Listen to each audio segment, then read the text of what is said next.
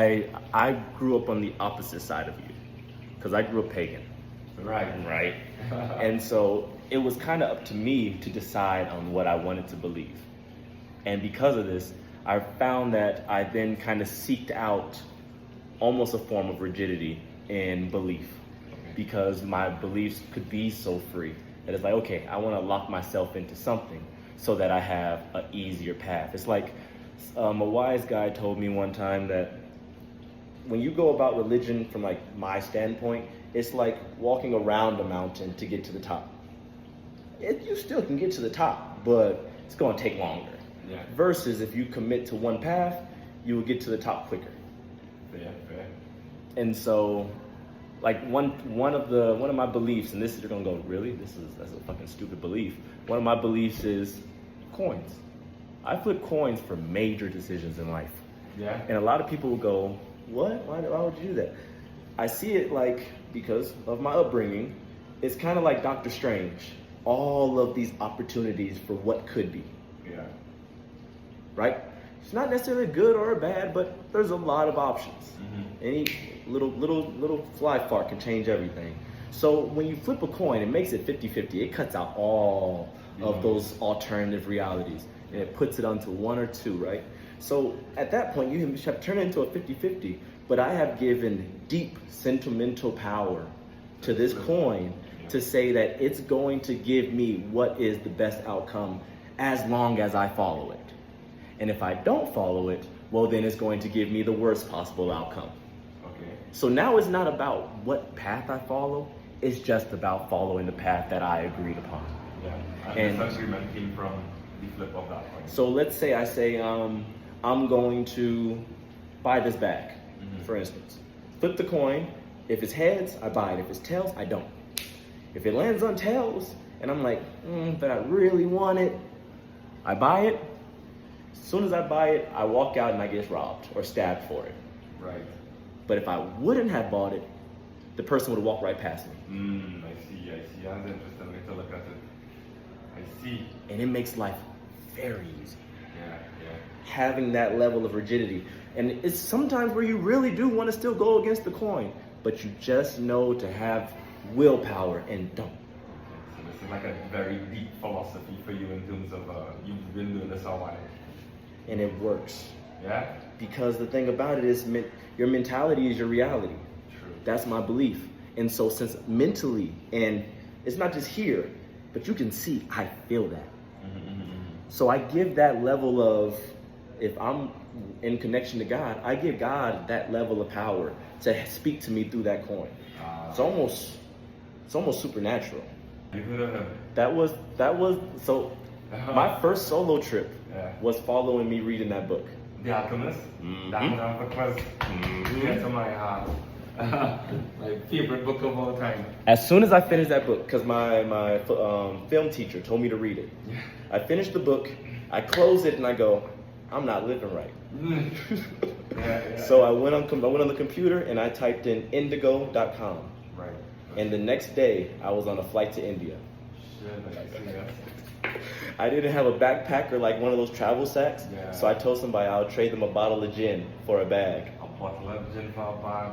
And this Indian girl came through, said I'll take it. And I was off to India. That's literally the book you're living in real life. Yeah. The point in where, when was the last time you flipped your coin? The last time I flipped a coin, it was for me to stay in Medellin or go back to Santa Marta. Right. And build what I'm building in one of the two places. Okay. That was the two choices. And I really, I kept going back on it. I was like, just go to fucking Santa Marta, bro. Yeah. But I was like, I can't. Because once you start taking away or chipping at the belief, well, now you kill Santa Claus. And I actually have a whole workshop called Stop Killing Santa Claus. Right. Interesting. And that's like a similar, like an event or topic or something? So it comes from do you know Carl Jung is? Jungian psychology. Yeah. So he's the apprentice of he's the apprentice or worked alongside Sigmund Freud, psychologist, big psychologist. And the thing is that Carl Jung began to kind of explore beyond the standard belief system of the psychology community at that time. He started diving into dreams, occult knowledge, just what the psychology industry will go, you're fucking crazy. But he was saying, no, you guys are doing this too, you're just not telling the people about it. So he ends up getting pretty much excommunicated from the community, but before he was a prodigy, right? So in this period, he's now going through all of these different dreams and nightmares and diving with really heavy spirits. And he has this dream, right? And it's about him walking through the valley. As he walks through the valley, he hears doom, doom, doom, doom. The ground is shaking. He's like, what the fuck is coming my way? Over the top is this beast of a man. I mean, in one hand, he has a club. The other hand, he has a dagger. Bull horns, massive man, right? And he comes stepping over. Carl Jung drops to his stomach and is like, yo, please do not squish me. I am just a worm. And he's like, why would I squish you? You're not even worth squishing. Right. And so he's like, whew. And so the big giant is like, but where do you come from? And he's like, oh, I come from the west. And the giant's like, wait, you come from the west? I'm going to the west, because the west is where the sun goes to die, and that means I can drink of the sun and I can eat of the earth. Right. And that's the reason I've been doing all of this. And Carl Jung is like, hey bro, the sun doesn't actually like die over there. Actually, we're not even connected to the sun. We're just like orbiting around it. And the beast is like, what do you mean? And he's like, yo, I know this because of science. Like when we're kids, we all learn science. The beast drops to the ground, begins to cry. He's like, I've killed all these men. I've destroyed all these towns. Oh, no problem. He's like, I've destroyed all these towns because of my belief that the sun was drinkable, and you're telling me that it's not. Why do you guys speak poison? And what that meant for me is we live in a world where we almost strip ourselves of a power, because like I think of the Iran and the American war right now. Right. Iranians see it as like, you killed our religious leader and you're trying to undermine ultimately our nation and our religion. Yeah. And religion is very powerful in keeping people organized. Americans, we're like, we don't believe in America. We don't really believe in a religion per se. We're almost agnostic, atheists of a country. Some are very strong Christians, but there's a large population that's ventured out. Taking that into consideration, which one has the higher chance of fighting until the end? The Iranians. Have the religion backbone, yeah. And so I begin to think about it for our individual lives. That's why I got to the point where I was saying joy is full is better than the intelligent cynic. Because as you explored all these different religions and you go up the mountain like this, you lose your power. Yeah. Because now there's 2 options, there's 3 options, there's 4 options. So to take a step is also not to take a step in so many other paths. Yeah. Choosing is also choosing A means you're not choosing B. Or C or D. Well. Jesus Christ. So stop killing Santa, man. I would say plant medicine, it gives you access to a penthouse party. You get on the elevator and you go up. And when the doors open, you see another world that you didn't have access to. You knew it was there, but you didn't have access to it. And then the doors close, the high ends, and you're back down to level 1. But now you know that there's something else. The issue that I've always had with it was the fact that the doors closed. I've done many things where it's not actually the elevator, but it's the stairs. Right. Take the stairs, and you have the same mind that you go into the experience with coming out. So you're able to use it in your daily life with way more integration. That's what I found from my experiences, such as Vipassanas. A Vipassana is a 10-day silent retreat. Right. You can't talk, you can't write, you can't read, you can't make eye contact with anybody. It's 10-hour meditations for 10 days. God, you've done that? Right. That was way more impactful than the ayahuasca. And the actual injection of a substance. Because your brain that you go into it with evolves, and then once you come out, it's been properly. It's like steroids versus hitting the gym. Okay, yeah. Okay, that's the stairs. Okay. You feel Because, me? you know, let's say your raw dog it as opposed to you induce it Yes. externally. Yeah. It originated within rather than ingested from external. And let me not say steroids. I think that's too harsh. I would say peptides. It's like peptides or just training. Yeah. I prefer training. Yeah. I've done both. And if you're doing training and you're taking peptides, hey, that's a win. Yeah. But I definitely say hit the gym. That's you can think about anything else. yeah, man. Yeah, man. There's a lot of ways to do it, like sweat lodges, inipis, temescals. Those are proper spiritual. Yeah. You see what you want to see, but in a way where your body gets the calluses. Right. And it's whenever you go into another situation, because ultimately you're just looking for, or at least this is what I was looking for, the spiritual armor almost to move through life and the challenges that I know I have to encompass, to move through them with more ease, success, and confidence. Yeah. That's why I do all this. Right. And I found that yes, mushrooms, same, bro. My first mushroom, well, my second, both, but I would say my second one was more similar to yours, where I met my best friend, became Satan. Sorry, say that one more time. My best friend became Satan. Interesting. And it was Dark. I would say, for almost a year, I wasn't 100% convinced that I wasn't still in a trip. Wow. Because of how manipulative the trip was. You know, it started with us taking the mushrooms. We're in like this oasis, beautiful river, sunshine, lush grass in Thailand. And we take the mushrooms. My homie's like, hey, let's go for a walk. We start going for a walk. I see a police car come driving into where we're staying. I know me. That's going to hit my subconscious, and I'm going to be like tripping out with them. Let me go check on this, right? My homie's like, no, you don't have to. I'm like, let me go check. I go back, he goes for a walk, and when I go back, nothing was wrong.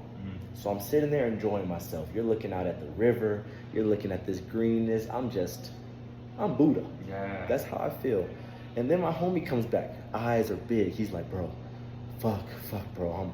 Fuck, bro. And I'm like, hey, relax. Drink some water. Yeah. You know, like, I'm a trip sit you, bro, because I'm good. Let me get you to where I'm at. Yeah. And so he's sitting there, he's like, fuck, bro, fuck. And I'm like, okay.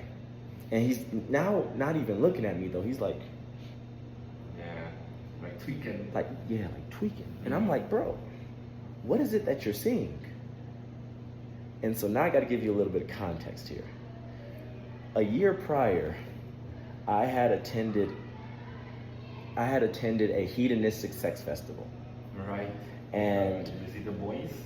Say that again? The Boys, the Amazon series, The Boys. Oh no, I haven't seen it. Okay, but go ahead. See? And I caught an STD. Shit. Not a sexually transmitted disease, a spiritually transmitted disease. Oh, that. Some heavy energy attached to me. Like I don't know what to call it, but I felt it as soon as it connected. And it's largely from my experience because I went to the Hedonistic Sex Festival as like a journalist. Just wanting to dive because I'm very interested in Carl Jung type things. I wanted to see what type of people and why are people attracted to hedonistic sex festivals. Because I love sex, so let me see why, right? Yeah. Cut the story short, I caught something. It forced me to go all the way to Vietnam and I began to do Qigong. And I had an energy healer who was my Qigong teacher, and she was like, Hunter, I love you, but there's something really off about you.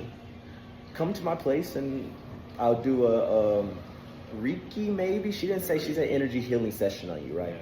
So I go to her place and I get into the room.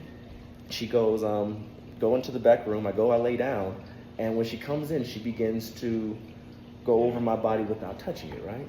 And I pass out. I wake up and she's on the other side of the room, and she's done, and I'm just kind of like, She was like sitting waiting for you. Yeah, just waiting for me to wake up, right? And she was like, I don't know what you've been a part of, but there's something really heavy that you were fighting with all session. And I just knew what it was. Yeah. So after 4 sessions, she said that I have improved a lot. I also felt that my libido began to come back, my interest in sex, just my brain began to heal. Okay. This is months after. So after the festival, like you lost interest in sexual activity? It was like when you eat a whole lot of hot Cheetos and it just disgusts you. Yeah. Right? Even my relationship was ruined because of that. Right. So you broke up and stuff. yeah, my energy was just terrible at the time. And so now, skip, back to the story of the mushrooms. He's looking at me and I'm like, bro, what is it that you're seeing? Oh, I see everything that you have. What is it that you're seeing? And I'm like, when you're not high no more, tell me what you're seeing.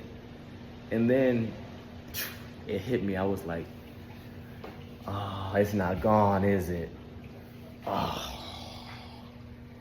And then he couldn't look at me, and I was like, no, I am it. You are it? I am it. You as in Hunter, you are it? Yes. Yeah. Whatever. The darkest feeling you can feel. And you were still high? This is like peak mushroom. I'm feeling all this shit. Yeah.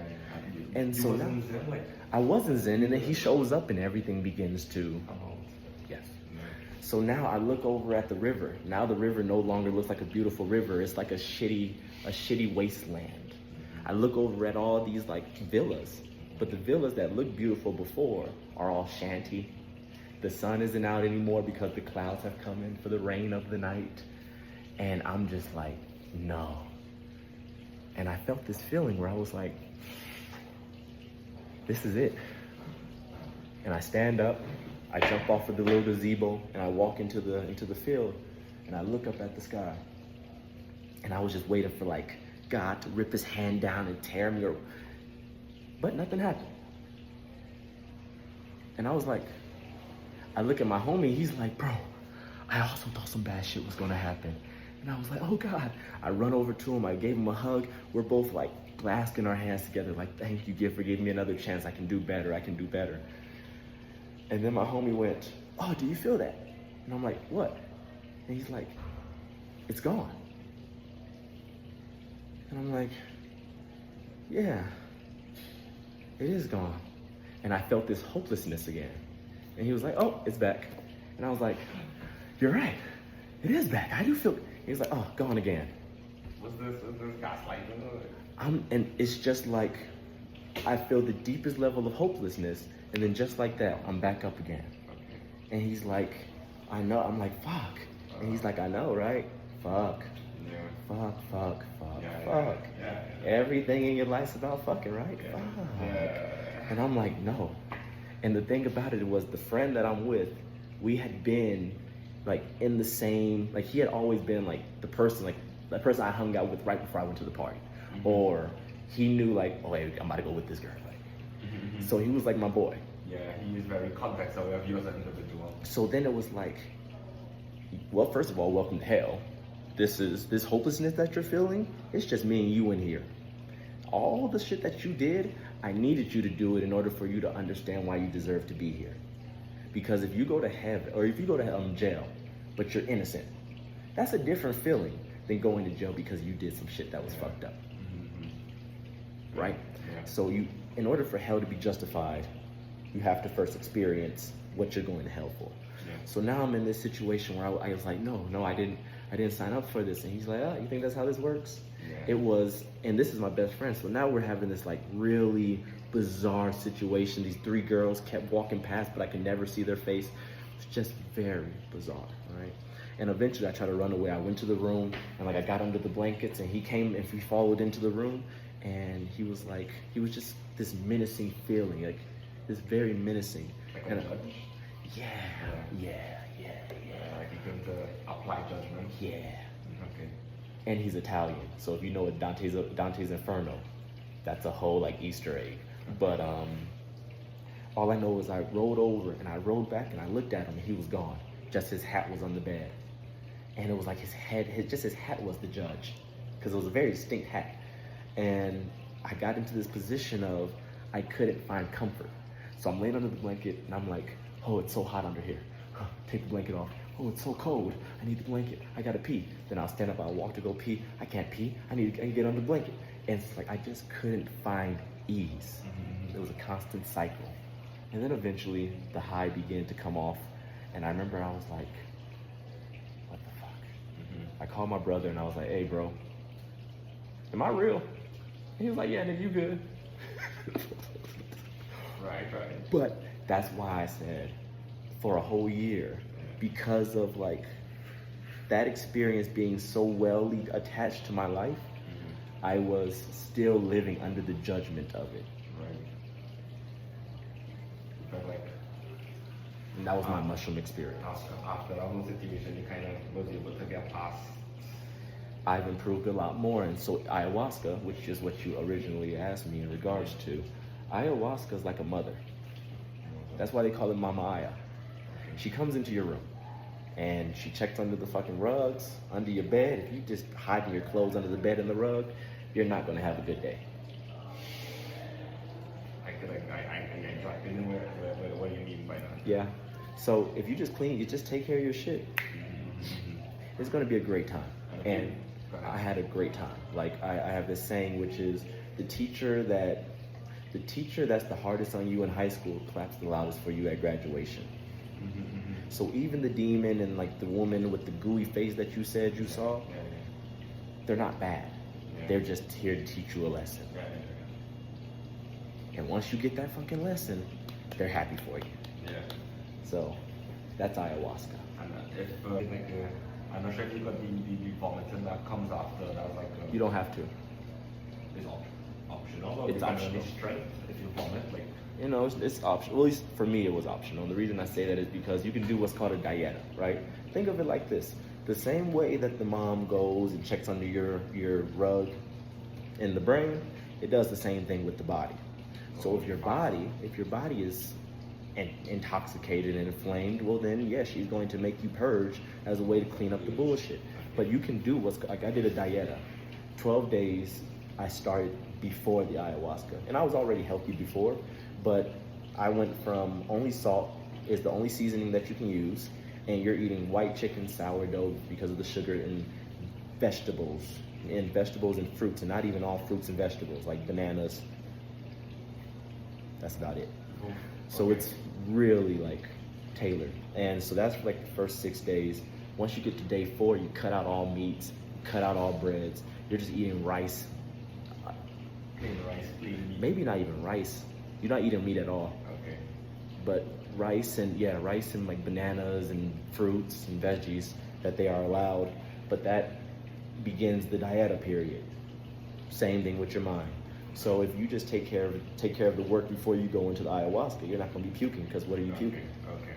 As I said before, I wouldn't personally jump straight to plant medicine. Yeah. I would do the training. Like I said, I do training before taking peptides. Right. Oh, like what was the training on the 10-day? That's a very extreme training. That's not easy. Like what would you say is like a best path or more reasonable path? A best way to start, I would say, is an inipi or a Tez Moscata. Inipi. Yeah. Is that plant as well? It's INIPI. So inipi it's a Mesoamerican tradition where you go. Exactamente. So it's a ceremony where you actually enter what's called the womb of the mother. And what it was is the Native Americans would build like almost an igloo, and they put animal skin or blankets on top. And what happens is once you enter, it's considered the womb of the mother, so you go inside to die. They bring in what's called grandfather, grandmother, which are very hot rocks, and it's pitch black. You sit inside and you have a very intense transformational experience through the different 4 rounds, because it's dark, it's heat, it's water, it's air, and it's fire. All of them inside. That's, I find, to be one of the quickest and most powerful exercises in strengthening your intuition and your willpower, for sure. Okay. Interesting. I think I'm looking into that. Is that something a part of this Colombian culture as well? All Mesoamerica. So it's Mexico all the way down. It's pretty much here. Brazil, I don't know too much about them doing it, but yeah.